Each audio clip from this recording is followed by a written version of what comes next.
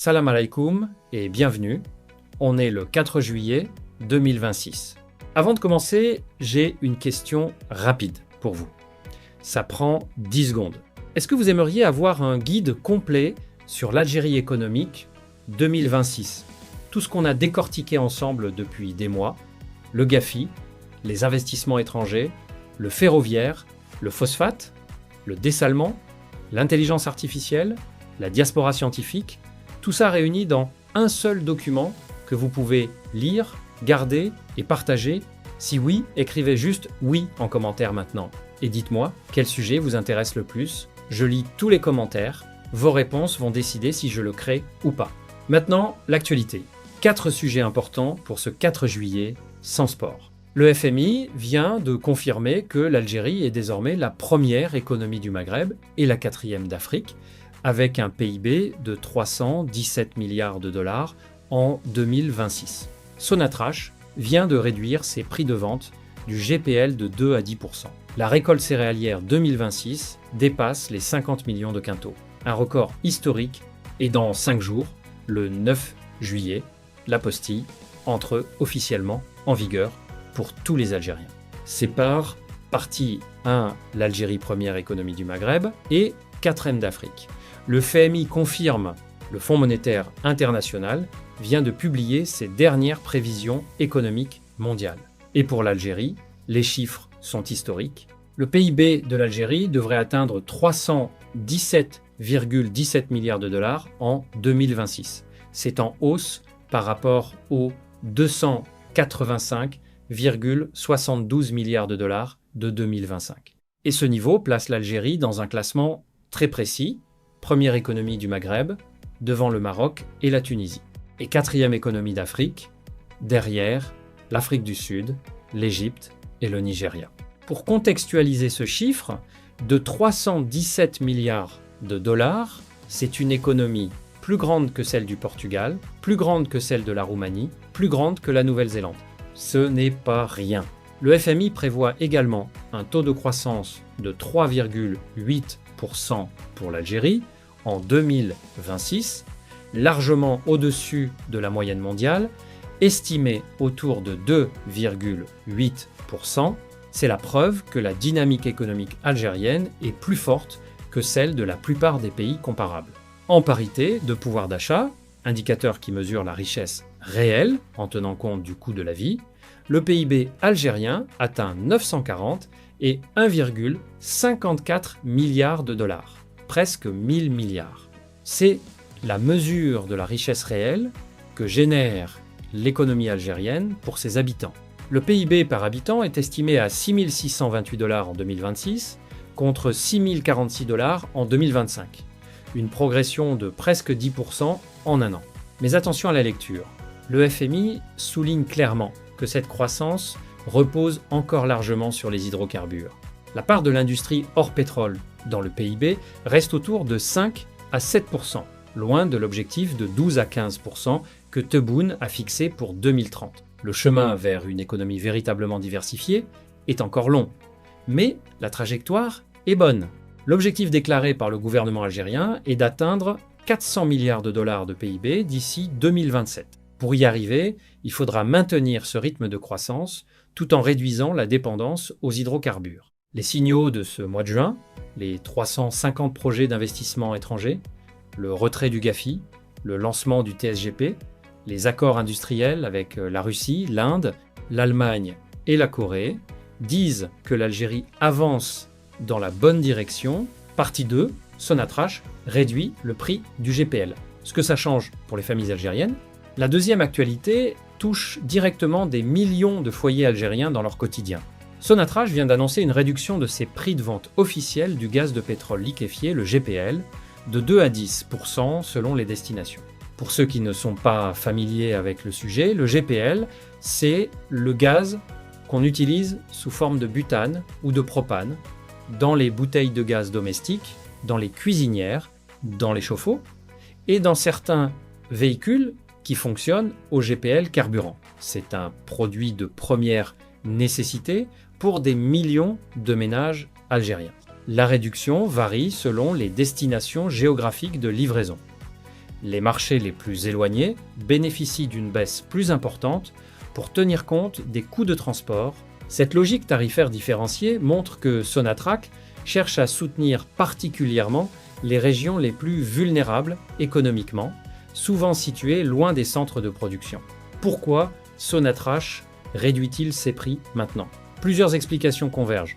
D'abord, la baisse des prix mondiaux du pétrole et du gaz depuis l'accord américano-iranien et la réouverture progressive du détroit d'Ormuz. Quand les prix de référence mondiaux baissent, Sonatrach ajuste ses tarifs en conséquence. C'est une logique de marché. Ensuite, la pression sur le pouvoir d'achat des Algériens. La flambée de la viande, ovine à 3000 dinars le kilogramme, a rappelé que les ménages algériens ressentent de vraies difficultés. Réduire le prix du GPL, c'est alléger une charge mensuelle pour les familles les plus modestes. Et troisièmement, la politique de subvention du gouvernement. L'État algérien maintient des subventions sur plusieurs produits de première nécessité, dont l'énergie. Cette réduction des prix officiels du GPL s'inscrit dans cette politique de protection sociale par les prix. Concrètement, pour une famille algérienne qui utilise une bouteille de gaz tous les mois, même une réduction de 5% représente quelques dizaines de dinars d'économie. Multiplié par des millions de ménages, c'est un soutien au pouvoir d'achat qui compte. Parti 3,50 millions de quintaux de céréales, la meilleure récolte de l'histoire récente. La troisième actualité vient des champs algériens. L'Algérie prévoit une récolte de plus de 50 millions de quintaux de céréales pour la saison 2025 à 2026. Plus de 5 millions de tonnes. C'est un record. Pour comprendre l'ampleur de cette performance, rappelons que les récoltes céréalières algériennes oscillaient généralement entre 30 et 45 millions de quintaux selon les années, avec de grandes variations selon les conditions climatiques. Atteindre 50 millions de quintaux, c'est franchir un palier historique. Cette performance exceptionnelle n'est pas le fruit du hasard. Elle est la résultante de plusieurs facteurs. Premièrement, les conditions météorologiques.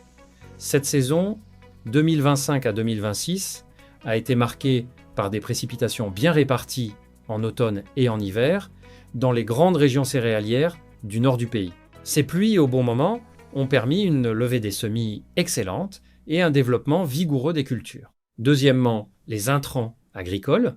Le gouvernement a fourni des semences sélectionnées de qualité aux agriculteurs, des engrais à des prix subventionnés et un accès facilité au crédit agricole pour financer les campagnes. Troisièmement, l'extension des surfaces cultivées et la mécanisation. Des terres qui étaient en jachère ont été mobilisées pour la production. Et avec plus de moissonneuses-batteuses et des systèmes d'irrigation plus efficaces, les rendements ont progressé et les pertes ont diminué. Rappelons que nous avions évoqué la semaine dernière la performance de l'Algérie dans la production d'orge, avec 12,3 millions de quintaux qui plaçaient le pays au deuxième rang arabe et africain. La production céréalière totale de 50 millions de quintaux englobe le blé dur, le blé tendre, l'orge et d'autres céréales. Les implications de cette récolte record sont multiples. Une réduction de la facture d'importation de céréales qui pèse lourdement sur les réserves en devises, une stabilisation des prix des produits dérivés, le pain, la semoule, les pâtes, et un signal fort pour l'investissement agricole. Quand les agriculteurs voient que de bonnes pratiques produisent des résultats concrets, le cercle vertueux de l'investissement agricole se met en place. Partie 4, l'apostille le 9 juillet et la proposition de l'e-book. La quatrième et dernière actualité de ce 4 juillet concerne directement ceux d'entre vous qui vivent à l'étranger. Dans 5 jours exactement, le 9 juillet 2026, l'Algérie rejoint officiellement le système international de l'apostille. Rappelons l'essentiel pour ceux qui n'ont pas vu notre vidéo précédente sur ce sujet. À partir du 9 juillet, si vous avez besoin de faire reconnaître un document algérien dans un des 120 pays membres de la Convention de La Haye, acte de naissance, diplôme, acte notarié, jugement, vous n'avez plus besoin de passer par la longue procédure de légalisation consulaire en plusieurs étapes. Une seule certification, l'apostille, suffit. Elle est obtenue en ligne via la plateforme du ministère de la numérisation ou directement dans les wilayas. Combinée au renouvellement du passeport à distance lancé le 24 juin, l'apostille constitue peut être la mesure la plus concrète et la plus attendue que le gouvernement algérien ait mise en œuvre pour la diaspora depuis de nombreuses années. Pour vous qui suivez cette chaîne depuis la France, la Belgique, le Canada, les Pays-Bas, l'Italie, l'Allemagne, ces 2 réformes changent votre quotidien administratif. Et maintenant, revenons sur ce que je vous ai dit en introduction. Depuis des mois, on décortique ensemble l'actualité algérienne. Le GAFI, Sonatrach, le ferroviaire, le phosphate de Tébessa, le fer de Garadj Djebilé, l'intelligence artificielle à 1, 69 milliards de dollars, les 350 investissements étrangers, la diaspora scientifique avec Zerouni et Rabat, les 69 wilayas, l'apostille, des sujets que personne n'explique aussi clairement en français pour la diaspora algérienne. Je veux créer un e-book qui regroupe tout ça. Un document structuré, clair, que vous pouvez lire à votre rythme, garder sur votre téléphone, envoyer à vos proches en Algérie pour leur expliquer ce qui se passe vraiment dans leur pays. Un outil de compréhension que vous n'avez nulle part ailleurs. Mais je ne veux pas créer quelque chose que vous ne voulez pas. C'est pour ça que je vous pose la question directement. Si vous êtes intéressé, écrivez « oui » en commentaire. Et dites-moi quel sujet vous voudriez que j'approfondisse en priorité. L'économie et les investissements, le ferroviaire et les grands projets, l'énergie et Sonatrach, l'agriculture, la diaspora et les réformes administratives. Vos commentaires vont tout décider. Si vous répondez en nombre, je crée l'e-book. Si vous êtes peu nombreux, on continue comme avant avec les vidéos quotidiennes.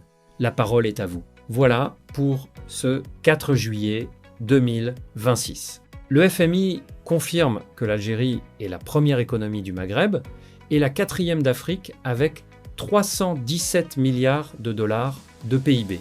Une croissance de 3,8% supérieure à la moyenne mondiale. Sonatrach réduit ses prix de vente du GPL de 2 à 10%. Un soulagement pour des millions de foyers algériens qui utilisent le gaz domestique au quotidien.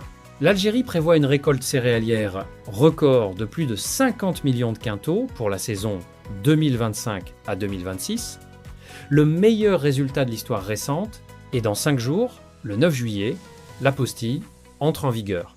Pour vous, les Algériens de la diaspora, c'est la fin d'un calvaire administratif qui durait depuis des décennies. Et pour l'e-book, oui ou non en commentaire. Votre sujet préféré, je vous réponds à tous. Likez si cette vidéo vous a apporté quelque chose.